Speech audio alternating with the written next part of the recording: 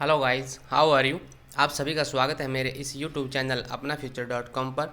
तो आज हम पठन अभियान की गतिविधि पत्रक क्रम संख्या 65 यानी कि 65 को करेंगे। यह 7 अप्रैल 2022 के लिए है। यह गतिविधि पत्रक कक्षा छठी से लेकर 8वीं कक्षा के सभी विद्यार्थियों के लिए है। तो यहाँ पे विद्यार्थी ने अपना नाम लिखना है, यहाँ पे अपने शिक्षक का नाम लिखना है या शिक्षिका का नाम लिखना है जो आपको हिंदी पढ़ाता है। आज की जो हमारी वर्कशीट है वो हिंदी की है। तो आज हम किसके बारे में पढ़ेंगे? एक कहानी के बारे में पढ़ेंगे। कहानी किसकी है? एक मोर की शिकायत, यानी कि मोर की शिकायत की एक कहानी है। तो आज हम इसको पढ़ेंगे। तो आइए शुरू करते हैं। जंगल में एक मोर रहता था, बहुत सुंदर था। उसके पंख बेहद खूबसूरत थे। एक दिन खूब झमाझम बारिश हुई और मोर नाचने लगा। नाचते हुए वह अपनी खूबसूरती को निहार रहा था, पर अचानक उसका ध्यान अपनी आवाज़ पर गया। उसे अपनी आवाज़ बेहद बेसुरी और कठोर लगी। इस बात का एहसास होते ही वह बेहद उदास हो गया और उसकी आंखों में आंसू आ गए। तभी अचानक उसे एक कोयल गाती हुई सुनाई दी। कोयल की मधुर आवाज़ को सुनकर मोर को अपने बेसुरेपन का एक बार फिर एहसास हुआ। वह सोचने लगा कि ईश्वर ने उसे सुंदरता तो दी है, पर बेसुरा क्यों बनाया। वह फिर से रोने लगा। उसको रोता देख अचानक वन देवी प्रकट हुई और उन्होंने मोर से पूछा, मोर, तुम क्यों उदास हो? मोर ने देवी से अपनी कठोर आवाज़ के बारे में शिकायत की और उनसे पूछा, कोयल की आवाज़ इतनी मीठी है, पर मेरी क्यों नहीं? इसलिए मैं दुखी हूँ। अब मोर की बात सुनकर देवी ने समझाया, विधाता ने विधाता के द्वारा बनाई गई प्रकृति में सभी का आकार, प्रकार, रंग रूप निर्धारित है। हर जीव अपने आप में खास होता है। विधाता ने उन्हें अलग अलग बनाया है और वे एक निश्चित काम के लिए इस दुनिया में आए हैं। उन्होंने मोर को सुंदरता, शेर को ताकत और कोयल को मीठी आवाज़ दी है। हमें विधाता के दिए इन उपहारों का सम्मान करना चाहिए और जितना है उतने में ही खुश रहना चाहिए। देवी की बातों को सुनकर मोर समझ गया कि हर व्यक्ति किसी न किसी तरह से विशेष होता है। हमें दूसरों से तुलना नहीं करनी चाहिए, बल्कि खुद के हुनर की सराहना करनी चाहिए और उसे और निखारना चाहिए। तो इस तरह से मोर की ये कहानी है। और मोर अपनी आवाज़ को लेकर परेशान था, उदास था। तो वन देवी ने उसे समझाया है कि हमें दूसरों से अपनी तुलना नहीं करनी चाहिए। हमें जो भगवान ने जो गुण दिए हैं, हमें उनमें खुश रहना चाहिए और उनमें सुधार करने के लिए हमेशा कोशिश करते रहने चाहिए। तो अब इसके जो क्वेश्चन आंसर है वो कर लेते हैं। पहला क्वेश्चन क्या है? इस कहानी में जो भी शब्द आपको नए लगे हैं उनकी सूची बनाएं और उनको उच्चारण करें अपने पेरेंट्स की हेल्प से, अपने टीचर की हेल्प से। तो जो यहाँ पे मुझे डिफ़िकल्ट लगे, जो कठिन और नए वर्ड लगे, वो मैंने यहाँ पे लिख दिए हैं और उनके उच्चारण और उनका अर्थ भी मैंने यहाँ पे लिखा है। तो आप इनको देख सकते हैं। जैसे बेहद का मतलब होता है बहुत ज़्यादा। झमाझम का मतलब होता है छमाछम। निहार का मतलब होता है ओस या दूंद।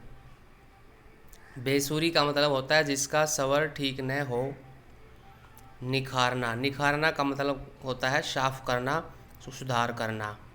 तो इस तरह से हमारा फर्स्ट क्वेश्चन का आंसर ये कंप्लीट होता है। अब क्वेश्चन नंबर सेकंड है, मोर की क्या विशेषता थी? क्या उसकी शिकायत उचित थी? अपने साथियों और अध्यापक से चर्चा करके इसके बारे में 5 वाक्य लिखिए। आपने 5 वाक्य लिखने हैं कि भी मोर की शिकायत जायज़ थी या नाजायज़ थी। यह आपने अपनी समझ के अकॉर्डिंग लिखना है। क्योंकि कुछ बच्चे जायज़ बता सकते हैं और कुछ नाजायज़ बता सकते हैं। तो सभी की अपनी अपनी समझ होती है, भगवान ने सबको अपनी अपनी तरीके से समझ दी है। तो सब ने अपनी समझ के अकॉर्डिंग इसको अपने अध्यापक से, अपने साथियों से चर्चा करके 5 वाक्य लिखने हैं। तो मैंने 5 वाक्य लिखे हैं, जैसे मोर की आवाज़ मधुर नहीं थी, उसकी आवाज़ कठोर थी।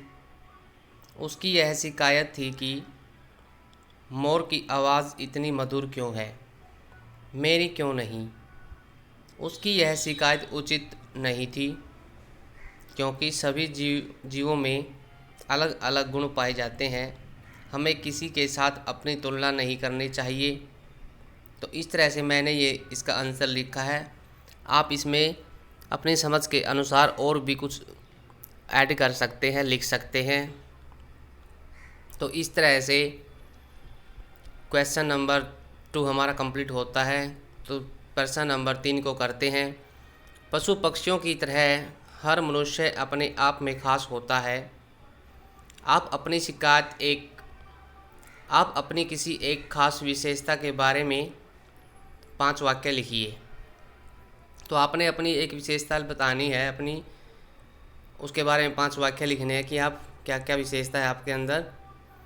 तो हम लिख सकते हैं, जैसे इसका आंसर है, मैं बहुत ही संतोषी बालक हूँ। मैं हर काम को बहुत ही खुशी और लगन के साथ करता हूँ। मुझे पक्षियों के साथ रहने में मज़ा आता है। मैं अपने माता पिता की आज्ञा का पालन करता हूँ। मैं किसी के साथ लड़ाई करना पसंद नहीं करता। तो मैंने 5 विशेषता बताई है जो कि एक मेरे अंदर यानी कि बालक के अंदर होती हैं। तो आप इसमें चेंज कर सकते हैं, इसमें सुधार कर सकते हैं। तो इसमें ये पूछा गया था आप अपनी किसी एक खास विशेषता के बारे में 5 वाक्य लिखने हैं आपने। तो मैंने यहाँ पे विशेषता बताई है, आप इसमें चेंज करके अपनी एक विशेषता की 5 वाक्य लिख सकते हैं। तो क्वेश्चन नंबर 4 क्या है, आप भी कहानी बना सकते हैं। आप अपनी कल्पना से मोर से जुड़ी एक छोटी सी कहानी बनाइए तथा उसे कक्षा में सुनाइए। आपने एक कहानी बनानी है मोर की, और अपनी कल्पना करके बनानी है। पहले सोचना है, कल्पना करना है कि मोर कैसे क्या होता है, और उसके हिसाब से फिर आपने वो कहानी बनानी है। तो मैंने जो कहानी बनाई है वो ये है, जैसे मोर सुंदर पंख फैलाए नाच रहे थे। मैंने ये बनाई है, आप इसको में चेंज भी कर सकते हैं। मोर सुंदर पंख फैलाए नाच रहे थे। पेड़ पर बैठे एक नीलकंठ ने उन्हें नाचते हुए देखा तो सोचने लगा कि काश मेरे भी ऐसे सुंदर पंख होते, तब मैं इनसे भी ज़्यादा सुंदर दिखाई पड़ता। कुछ देर बाद वह मोरों के रहने के ठिकाने पर पहुंचा। वहां उसने देखा कि मोरों के ढेर सारे पंख ज़मीन पर बिखरे हुए हैं। तो तब जो नीलकंठ है उसको एहसास हुआ कि मोर के जो पंख है वो ठीक नहीं है, मेरे पंख उससे ज़्यादा बेटर हैं, क्योंकि मेरे पंख है जो गिरे हुए नहीं हैं, नीचे गिरे नहीं हुए हैं, मैं बहुत दूर तक उड़ सकता हूँ। तो इस तरह से नीलकंठ और मोर की ये कहानी है। तो आप इसमें कुछ और भी ऐड कर सकते हैं, इमेजिन कर सकते हैं, कल्पना कर सकते हैं, और उसके अकॉर्डिंग आप इस कहानी को लिख सकते हैं। मैंने ये छोटी कहानी बनाई है, आप इसमें और भी ऐड कर सकते हैं, और अलग से एक नई स्टोरी भी, नई कहानी भी बना सकते हैं। तो इस तरह से आज की जो हमारी वर्कशीट है वो कंप्लीट होती है, और मुझे आशा है कि आपको अच्छे से समझ में आ गई होगी। तो स्टूडेंट, इन सभी क्वेश्चनों को आपने एक बार इस पोइम को पढ़ना है, फिर क्वेश्चनों को पढ़ना है। ये क्वेश्चन आपने कल्पना के हिसाब से लिखने हैं। आप जितना हो सके अपनी बुद्धि का प्रयोग करें, अपने विवेक का प्रयोग करें, अपनी मानसिकता के अकॉर्डिंग ही इन क्वेश्चनों के आंसर लिखें। क्योंकि जो यूट्यूब चैनल होता है उस पर तो आपको एक राह दिखाई जाती है, गाइडेंस किया जाता है कि आप इस तरह से कर सकते हैं। तो हो सके आप इनको कॉपी न करके अपने विचारों को, अपनी थिंकिंग को इसमें लिखें, सोच कर इनके क्वेश्चन का आंसर लिखें। तो स्टूडेंट, आज के लिए इतना ही काफ़ी है। अगर आपने अभी तक भी मेरे इस YouTube चैनल अपना फ्यूचर.com को सब्सक्राइब नहीं किया है तो आप इसको सब्सक्राइब जरूर कर दें ताकि आपको आने वाली वीडियो का नोटिफिकेशन मिल जाए और आप उसको देख सकें।